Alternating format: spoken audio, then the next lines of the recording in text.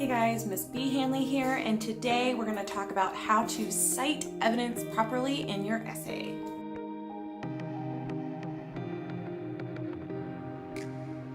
Okay, the reason why it's so important to cite your evidence properly in any piece of writing is to avoid plagiarism. You want to use credible sources, but you also want to make sure that you look credible while giving these sources in your essay.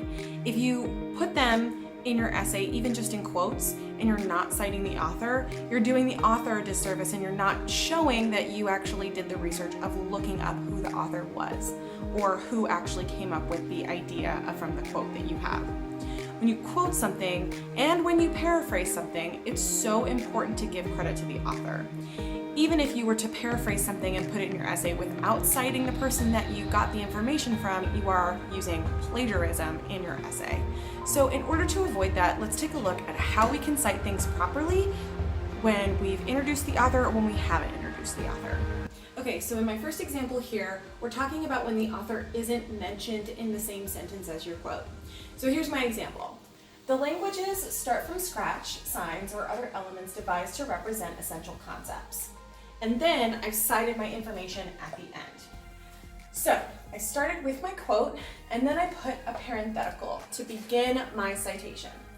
I put the author's last name, which is Bianco, and then I put the page number that I found this quote, which happens to be page 9.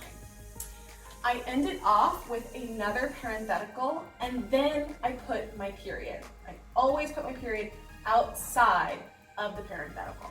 So my formula looks like this. I do the quote with the quotation marks, I start my parenthetical, put the author's last name, comma, page number, end my parenthetical, and then I put a period. Here's my example of when the author is mentioned in a quote. Joseph Lobianco states that these languages draw from the building blocks of existing languages. I give my page number at the end. So this format works because I've stated the author before I've given my quote. Joseph Lobianco is my author. Then I put states that these languages to introduce the quote and give the quote here. Draw from the building blocks of existing languages. Then I do a parenthetical and I give my page number. Then I end my parenthetical and I put a period. The formula would look like this. Author's name. You can use just their last name if you've given their full name earlier in your essay. States, then my quote, open parenthetical, page number, close parenthetical, and then the period. There are a couple of other things that are going on in this quote as well that I want to point out to you. The first is of. Of wasn't in the original quote, but it makes more sense in the sentence I am using. So I put brackets around of to show that that's the part that I added into the quote. The other thing that's happening in this quote is I used an ellipsis point, also known as ...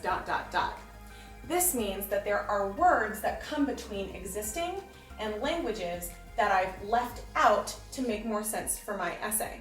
So instead of putting those words in or just leaving them out altogether, I put ... to indicate that there are other words in that original quote.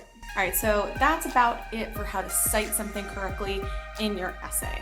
Now sometimes in school when we get our essay packets, they do not give us the author's name. Instead, we can use the title of the source or the place where it came from in place of the author's name instead. So where I would normally put the author's name, we could put the title of the source or where it came from. If you have any other questions, I'll be happy to help. Put them down in the comments below. If you have any suggestions for any of the videos that we've been going over in class, please also let me know down in the comments, and I will see you in class. Bye!